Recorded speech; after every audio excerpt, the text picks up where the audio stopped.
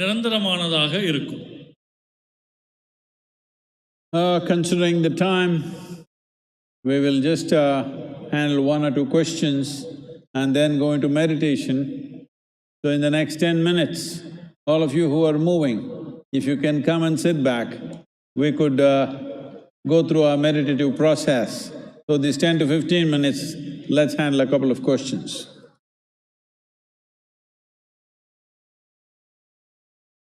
Namaskaram, Sadhguru. The way you talk about Shiva, it is like a person who has walked on earth.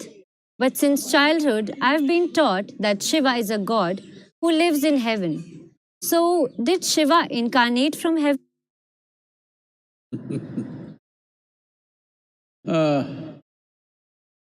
15,000 years ago, if you lived in Delhi, when there were no roads, there were no flights, of course. If somebody came down from the Himalayan peaks and people narrated from what heights he came down, it would look like he has come down from heaven. Were there enough lore in the country, where endless number of incidents where Shiva walked the land. Whoever sent him to heaven, I don't know, because all the stories about Shiva are about what he did and what happened around him on this land, in this geography. So, whoever sent to heaven and then told you that, it's all right. People think something high means it's heaven. This is what we want to change. The source of your life is not in heaven. The source of your life is beneath your own feet, the soil.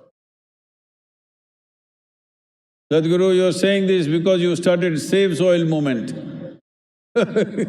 No, even before we started this movement, even then, people came only from this soil and went back to this soil.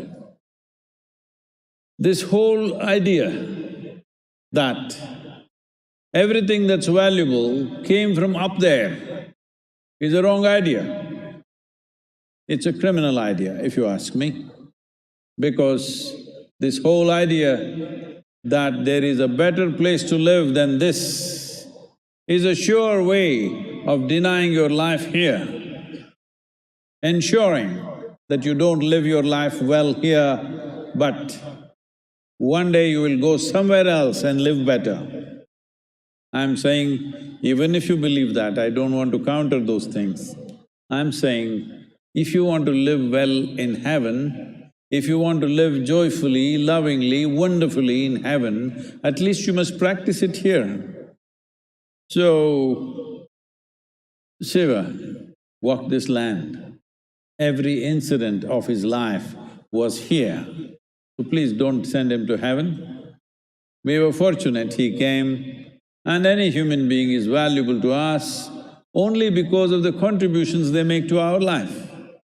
So his contribution is this, that he looked at the inner mechanism of the human being in a most scientific way and evolved technologies as to how you can harness the prowess of this being, how you can make this being blossom into its fullest capability or possibility. But though this happened over 15,000 years ago, the populations in the world were never really ready for methods like this. Well, a small segment of them did take it up, and this culture is replete with yogis, sages, mystics and variety of people who explored these possibilities, but still the larger population did not take to it because they did not have the necessary scientific bent of life. They fell back on belief systems, they fell back on philosophies, they fell back on ideologies, they fell back on small tricks that you can do around yourself. It is for the first time in the history of humanity, today, more people on the planet, I'm not saying all of you, more people on the planet can think more logically than ever before in the history of humanity. Now is the time for Adiyogi. Tomorrow is the time for Adiyogi. Yesterday was not so good for him. Adiyogi belongs to the future, not to the past, that's what I'm saying. Because this is the first time that human beings have started trusting technology more than heaven, more than God, more than any other entity. People have started technology more than anything else. This is the best time for yoga. This is the best time for the 112 technologies that he evolved for human beings to find their fulfillment. So the time is coming, let's make it happen.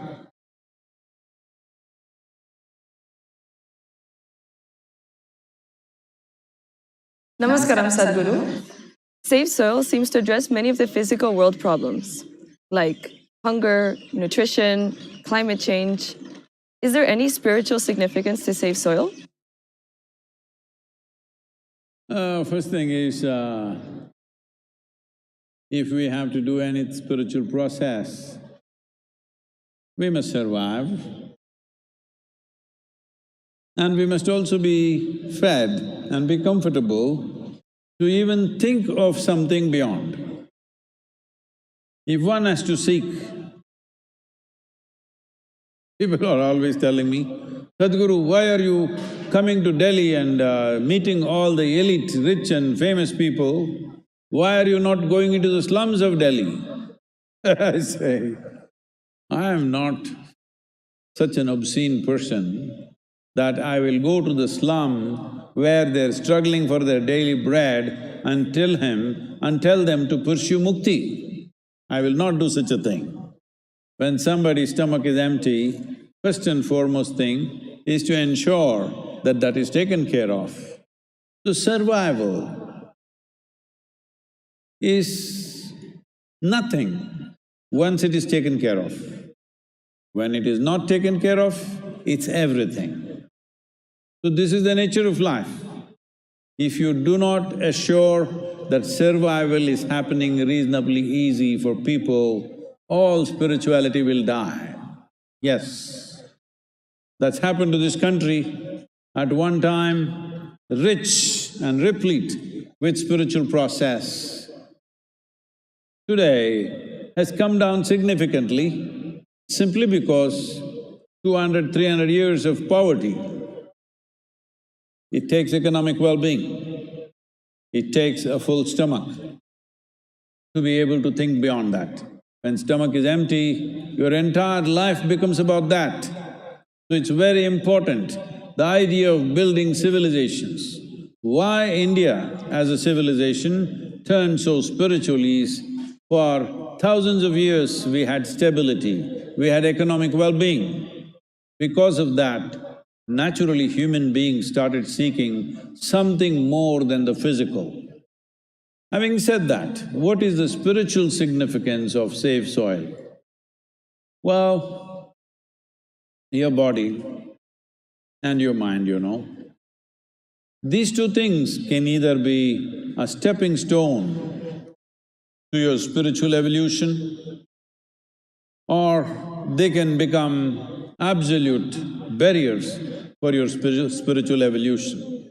If you sit here, if your body is so comfortable that you are not even conscious that it is here, then spiritual process is a possibility.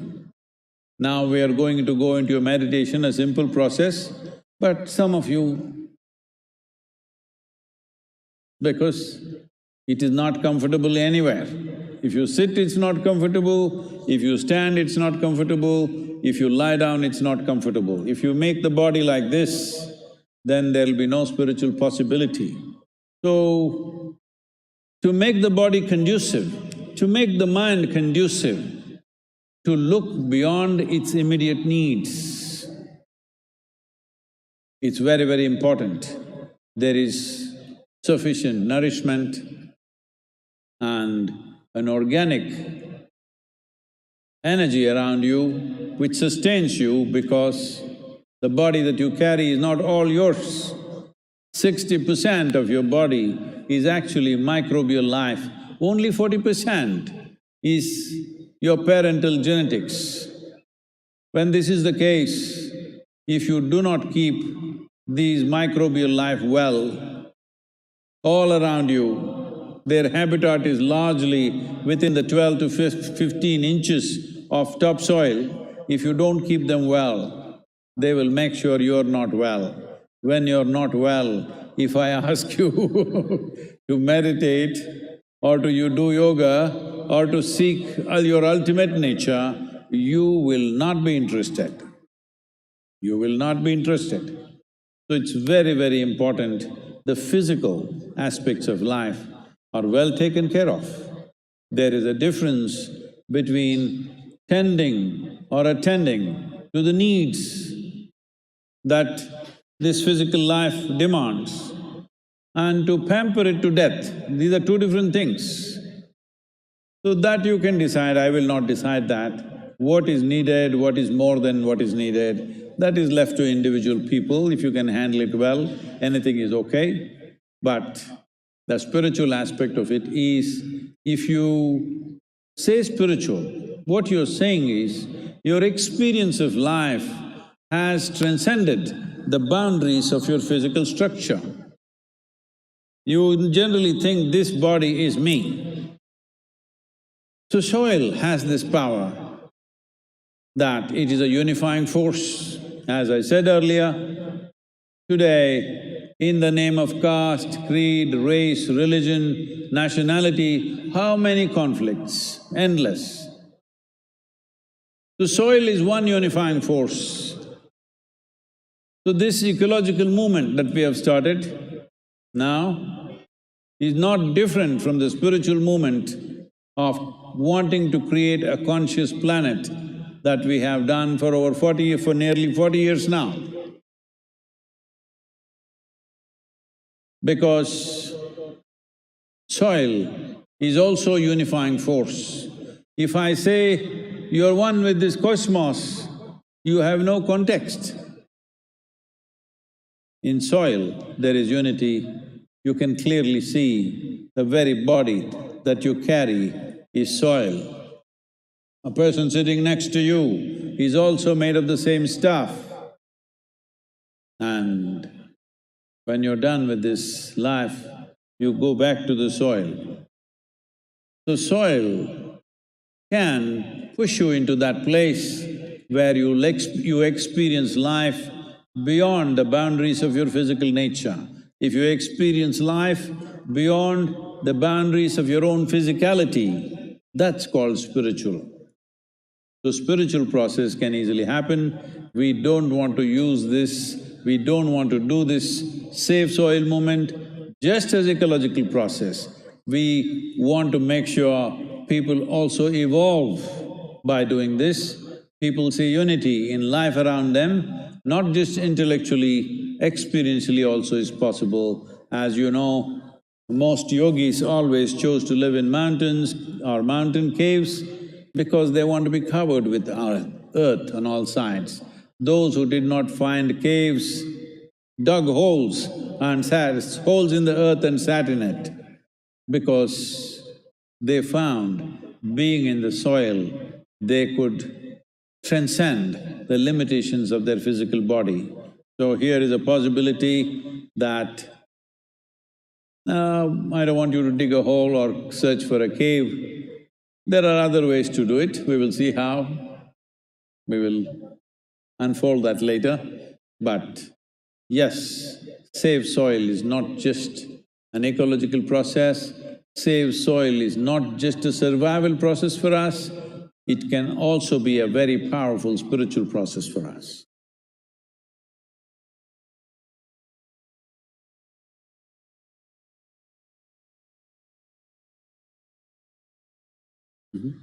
Namaskaram, Sadhguru. Shiva is known to have grieved when he lost Sati. How can a divine being like Shiva get stuck in Moh and become sad? Oh.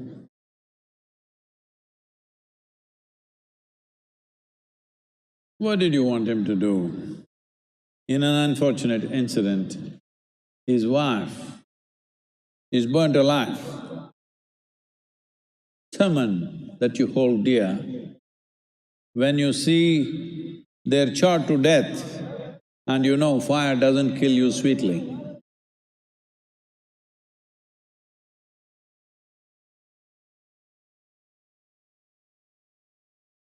so when your dear wife is burnt alive, what do you want him to do? And if he did not grieve, I would not consider him divine at all. That's very the way of the inanimate. Even trees bleed when some grief happens to them in their own way. Animals grieve. You think Shiva is less than that? No, his grief is very intense. But he's not entangled in it. Yes, a short period of grief, intense grief happened to him, and we value him for that because he's not inhuman, he's a superhuman, if you ask me. So everything is heightened in him. ஐயா கொஞ்சம் வண்டி அதுக்கப்புறம் பார்த்துக்கலாம்.